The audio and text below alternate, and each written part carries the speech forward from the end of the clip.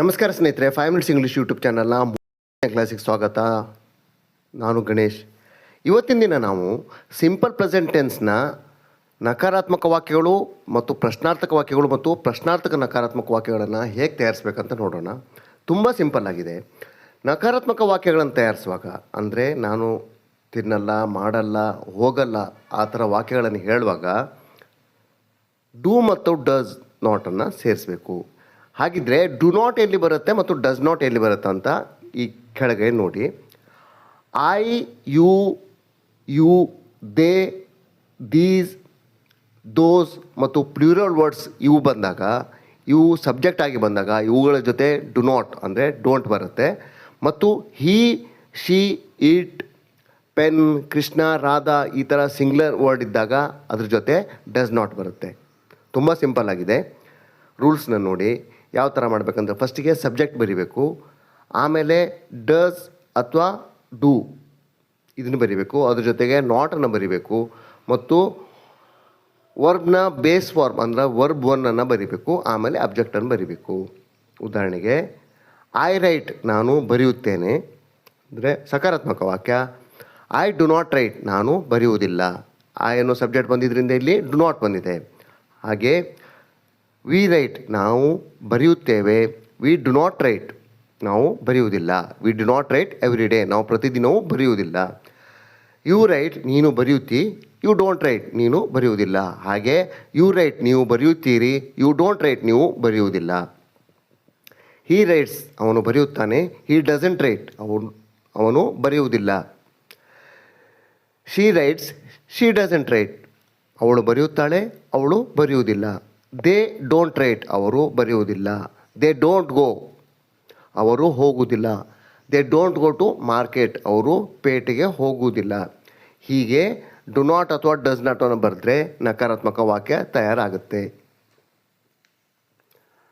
ಅದನ್ನೇ ಪ್ರಶ್ನಾರ್ಥಕ ವಾಕ್ಯ ಬರೆಯೋದಾದರೆ ಆ ಡೂ ಅಥವಾ ಡಸನ್ನು ವಾಕ್ಯದ ಮೊದಲಿಗೆ ಬರೆದು ನಂತರ ಸಬ್ಜೆಕ್ಟನ್ನು ಬರೆದು ಮತ್ತು ವರ್ಬನ್ನು ಅಂದರೆ ಬೇಸ್ ಫಾರ್ಮನ್ನು ಕ್ರಿಯಾಪದದ ಮೂಲ ರೂಪವನ್ನು ಬರೆದು ನಂತರ ಅಬ್ಜೆಕ್ಟನ್ನು ಬರಿಬೇಕು. ಡು ಐ ವರ್ಕ್ ನಾನು ಕೆಲಸ ಮಾಡುತ್ತೇನಾ? ಡು ವಿ ವರ್ಕ್ ನಾವು ಕೆಲಸ ಮಾಡುತ್ತೇವಾ? ಡು ಯು ವರ್ಕ್ ನೀನು ಕೆಲಸ ಮಾಡುತ್ತೀಯಾ? ಡು ದೇ ವರ್ಕ್ ಅವರು ಕೆಲಸ ಮಾಡುತ್ತಾರಾ? ಎಲ್ಲೆಲ್ಲಿ ಡೂ ಬಂದಿದೆ, ಎಲ್ಲೆಲ್ಲಿ ಡಸ್ ಬಂದಿದೆ ಅಂತ ಕರೆಕ್ಟಾಗಿ ಅಬ್ಸರ್ವ್ ಮಾಡಿ. ಐ, ವಿ, ಯು, ದೇ ಇಲ್ಲಿ ಬಂದಲ್ಲಿ ಫಸ್ಟಿಗೆ ಡೂ ಅನ್ನೋ ವಾಕ್ಯದ ಪ್ರಾರಂಭದಲ್ಲಿ ಹಾಕಬೇಕು. ಆಮೇಲೆ ಹೀ, ಶಿ, ಇಟ್ ಮತ್ತು ಕೃಷ್ಣ ಹೀಗೆ ಸಿಂಗ್ಯುಲರ್ ಪದ ಬಂದಾಗ ವಾಕ್ಯದ ಮೊದಲಲ್ಲಿ ಡಸ್ ಅನ್ನು ಬಳಸಬೇಕು. ಡಸ್ ಈ ವರ್ಕ್ ಅವನು ಕೆಲಸ ಮಾಡ್ತಾನ? ಡಸ್ ಈ ಲೈಕ್ ಅವನು ಇಷ್ಟಪಡ್ತಾನ? ಡಸ್ ಈ ಪ್ಲೇ ಅವನು ಆಡ್ತಾನ? ಡಸ್ ಈ ಪ್ಲೇ ಕ್ರಿಕೆಟ್ ಅವನು ಕ್ರಿಕೆಟ್ ಆಡ್ತಾನ? ಡಸ್ ಶಿ ವರ್ಕ್ ಹಿಯರ್ ಅವಳು ಇಲ್ಲಿ ಕೆಲಸ ಮಾಡುತ್ತಾಳ? ಡಸ್ ಶಿ ಲೈಕ್ ಮ್ಯಾಂಗೋಸ್ ಅವಳು ಮಾವಿನ ಹಣ್ಣನ್ನು ಇಷ್ಟಪಡ್ತಾಳ? ಡಸ್ ಶಿ ಲೈಕ್ ಫ್ಲವರ್ಸ್ ಅವಳಿಗೆ ಹೂ ಅಂದರೆ ಇಷ್ಟನಾ? ಡಸ್ ಇಟ್ ವರ್ಕ್ ಇದು ಕೆಲಸ ಮಾಡ್ತದ? ಹೀಗೆ ಪ್ರಶ್ನಾರ್ಥಕ ವಾಕ್ಯಗಳನ್ನು ಮಾಡಬೇಕು. ಡು ಯು ಗೋ ನೀನು ಹೋಗ್ತೀಯಾ? ಡು ಐ ಕಮ್ ನಾನು ಬರ್ತೀನಾ? Do we go to market ನಾವು ಪೇಟೆಗೆ ಹೋಗುತ್ತೇವೆಯೇ? ಡಸ್ ಈ ಗೋ ಅವನು ಹೋಗುತ್ತಾನೆ? Does she go to temple ಅವಳು ದೇವಸ್ಥಾನಕ್ಕೆ ಹೋಗ್ತಾಳಾ? ಡು ದೇ ಗೋ ಅವರು ಹೋಗ್ತಾರಾ? Does Krishna go to play cricket ಕೃಷ್ಣನು ಆಡ್ಲಿಕ್ಕೆ ಹೋಗ್ತಾನ?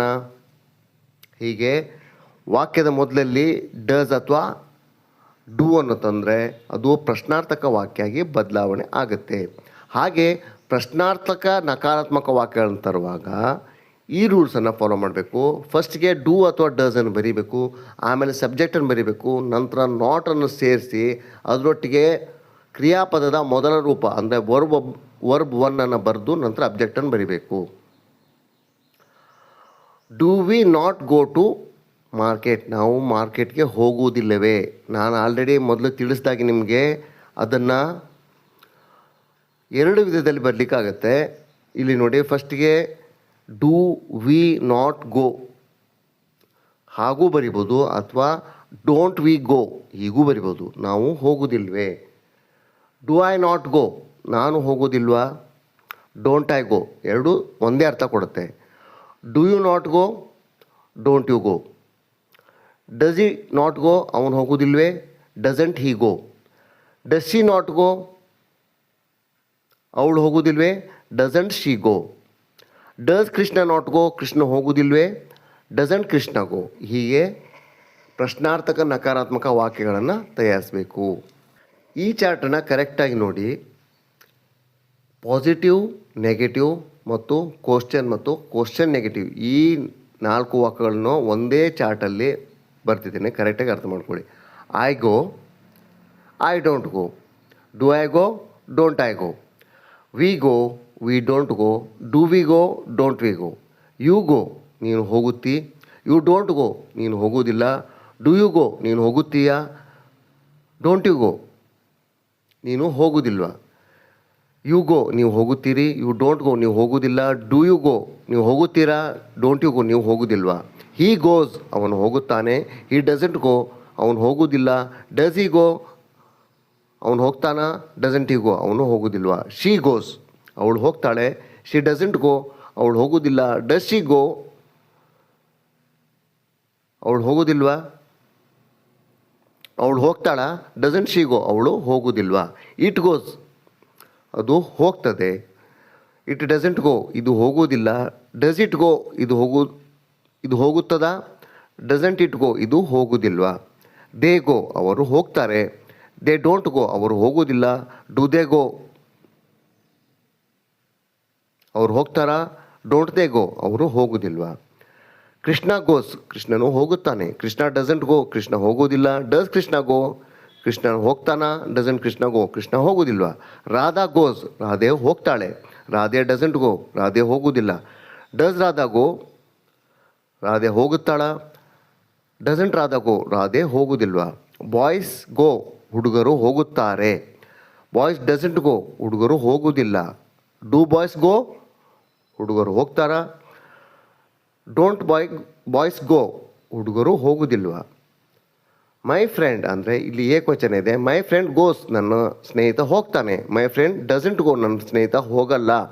ಡಸ್ ಮೈ ಫ್ರೆಂಡ್ ಗೋ ನನ್ನ ಸ್ನೇಹಿತ ಹೋಗ್ತಾನಾ. ಡಸಂಟ್ ಮೈ ಫ್ರೆಂಡ್ ಗೋ ನನ್ನ ಸ್ನೇಹಿತ ಹೋಗುವುದಿಲ್ವಾ. ಮೈ ಫ್ರೆಂಡ್ಸ್ ಗೋ ನನ್ನ ಸ್ನೇಹಿತರು ಹೋಗ್ತಾರೆ. ಮೈ ಫ್ರೆಂಡ್ಸ್ ಡೋಂಟ್ ಗೋ ನನ್ನ ಸ್ನೇಹಿತರು ಹೋಗಲ್ಲ. ಟು ಮೈ ಫ್ರೆಂಡ್ಸ್ ಗೋ ನನ್ನ ಸ್ನೇಹಿತರು ಹೋಗ್ತಾರಾ. ಡೋಂಟ್ ಮೈ ಫ್ರೆಂಡ್ಸ್ ಗೋ ನನ್ನ ಸ್ನೇಹಿತರು ಹೋಗಲ್ವ. ಹೀಗೆ ನೀವು ಯಾವ ಥರ ಪ್ರಾಕ್ಟೀಸ್ ಮಾಡಬೇಕಂದ್ರೆ ವರ್ಬ್ ಚಾರ್ಟ್ ನಿಮ್ಗೆ ಆಲ್ರೆಡಿ ಗೊತ್ತಿದೆ. ಆ ವರ್ಬ್ ಚಾರ್ಟನ್ನು ಬೇರೆ ಬೇರೆ ಪದಗಳನ್ನು ಈಗ ಐ ಅನ್ನೋ ಸಬ್ಜೆಕ್ಟ್ ತೊಗೊಂಡು ಐ ವರ್ಕ್ ಅನ್ನೋ ಪದ ತೊಗೊಂಡು I work, I don't work, do I work, don't I work. ನಾನು ಕೆಲಸ ಮಾಡ್ತೇನೆ, ನಾನು ಕೆಲಸ ಮಾಡಲ್ಲ, ನಾನು ಕೆಲಸ ಮಾಡ್ತೇನಾ, ನಾನು ಕೆಲಸ ಮಾಡಲ್ವಾ. ಅದೇ ಥರ I like, I don't like, do I like, don't I like. ನಾನು ಇಷ್ಟಪಡ್ತೇನೆ, ನಾನು ಇಷ್ಟಪಡಲ್ಲ, ನಾನು ಇಷ್ಟಪಡ್ತೀನಾ, ನಾನು ಇಷ್ಟಪಡಲ್ವಾ.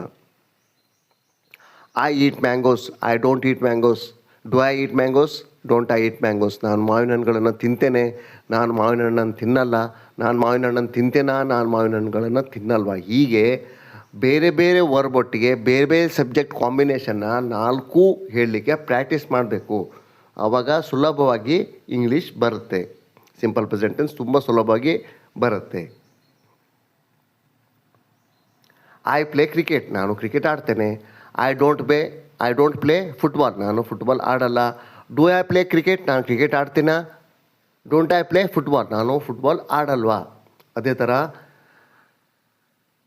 ಶಿ ಪ್ಲೇಸ್ ಫುಟ್ಬಾಲ್, ಅವಳು ಫುಟ್ಬಾಲ್ ಆಡ್ತಾಳೆ. ಶಿ ಡಸಂಟ್ ಪ್ಲೇ ಕ್ರಿಕೆಟ್, ಅವಳು ಕ್ರಿಕೆಟ್ ಆಡಲ್ಲ. ಡಸ್ ಶಿ ಪ್ಲೇ ಫುಟ್ಬಾಲ್, ಅವಳು ಫುಟ್ಬಾಲ್ ಆಡ್ತಾಳ. ಡಸಂಟ್ ಶಿ ಪ್ಲೇ ಕ್ರಿಕೆಟ್, ಅವಳು ಕ್ರಿಕೆಟ್ ಆಡಲ್ವಾ. ಮೈ ಫಾದರ್ ಲೈಕ್ಸ್ ಟೀ, ನನ್ನ ತಂದೆಗೆ ಟೀ ಅಂದರೆ ಇಷ್ಟ. My father doesn't like coffee, ನನ್ನ ತಂದೆಗೆ ಕಾಫಿ ಅಂದರೆ ಇಷ್ಟ ಇಲ್ಲ. Does my father like milk, ನನ್ನ ತಂದೆ ಹಾಲನ್ನು ಇಷ್ಟಪಡ್ತಾರಾ. Doesn't my father like coffee, ನನ್ನ ತಂದೆಗೆ ಕಾಫಿ ಅಂದರೆ ಇಷ್ಟ ಇಲ್ವಾ. ಈ ಥರ ಪ್ರಶ್ನೆಗಳನ್ನು ಪ್ರಾಕ್ಟೀಸ್ ಮಾಡಬೇಕು.